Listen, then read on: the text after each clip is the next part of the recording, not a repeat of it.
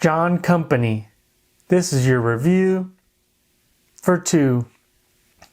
Good day. My name is Joe. Today we'll be going over the negotiation game John Company and how it plays with 2 players.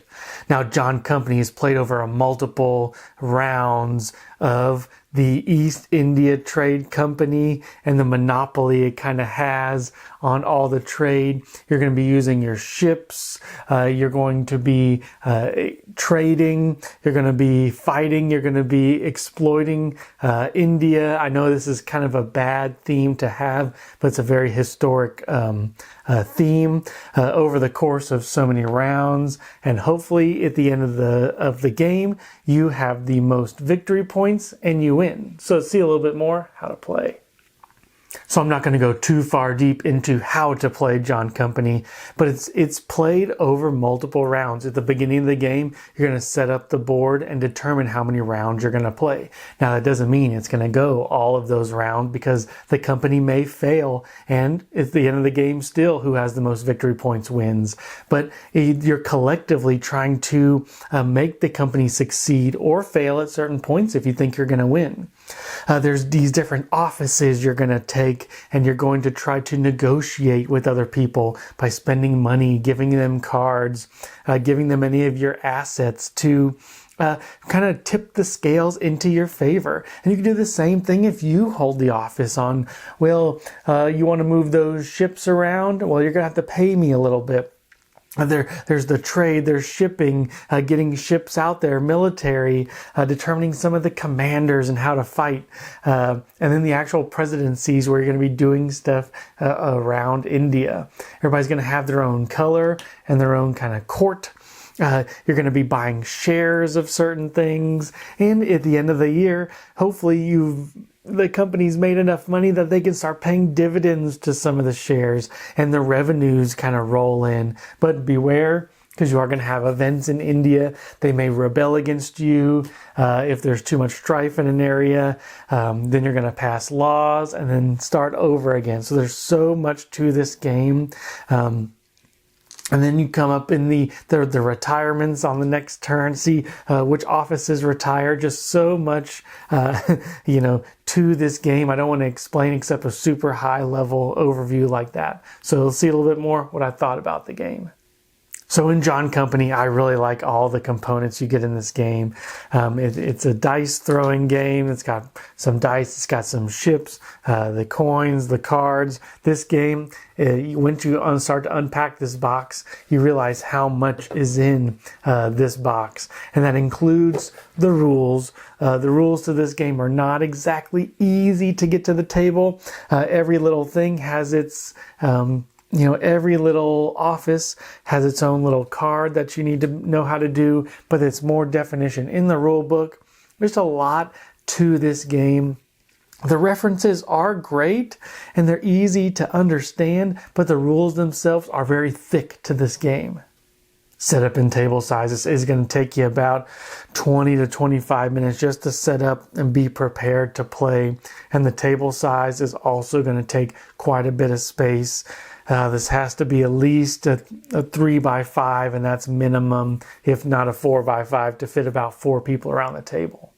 So let's get into the gameplay of John Company. The reason you may be here is this game fun. Well, this game is fun, but it's not for everybody. If you don't like negotiation, this game's probably not for you. If you don't like dice rolling and a little bit of luck, this game's probably not for you. You cannot predict everything in this game. You may hold the director of trade and think, oh, I'm going to keep that all game. I finally got to that position. I'm going to keep it. And then the next turn, your guy may retire, or the chairman may elect somebody that you don't really want in the certain presidencies because they gave a little bit more money. So if you don't like that negotiation aspect, if you don't like a little bit of luck and dice rolling in your games, this game's not quite for you.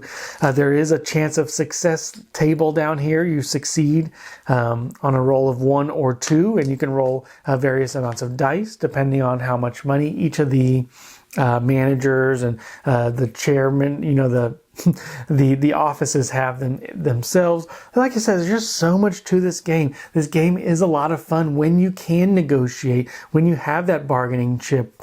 The game is not a lot of fun if you don't really have a dog in the fight, or if you're just kind of a bystander in one of the trades where you just don't have too much in it, or you just don't really care about the outcome. So you almost have to have like-minded people to play this game, because there's just so much to it. You know, oh, I bought the shipyard, but I need the manager of shipping to purchase the ship to put it on the board. But if they don't do it, I just bought a shipyard for no reason. So you kind of have to really be in the negotiation aspect for this game, especially when you're playing at the higher player counts.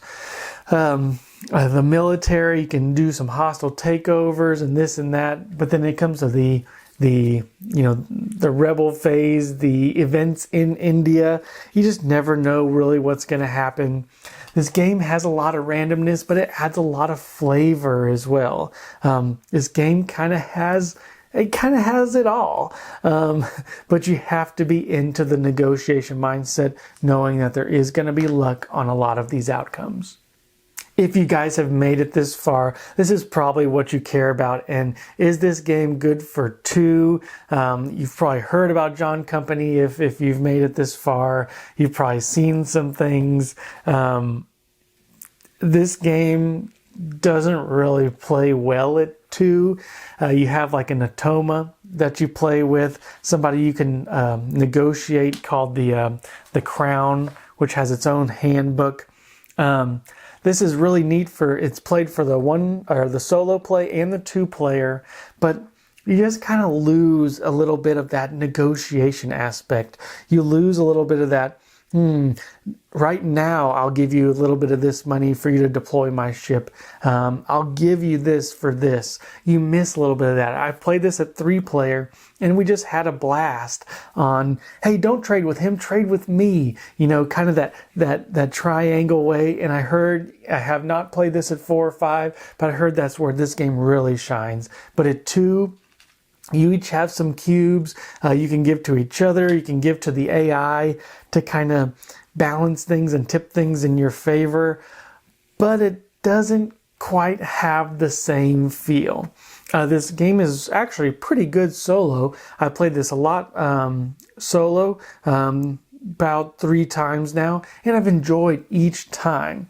But you still don't have that negotiation aspect that you get at the 3+ player count. So this game is amazing. This game is really good at a really hard topic to go over. There's so much to like about this game. I like dice rolling. I like thematic moments, and you get a lot of that in this game.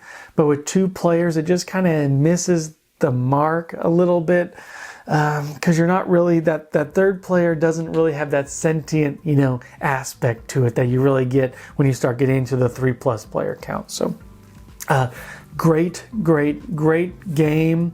I'd say 2 is probably one of the weakest player counts. 1 is pretty good, and then 3+, this game truly shines as long as you come in with the like-minded people. So I hope you guys enjoyed the really quick overview of John Company, and until next time.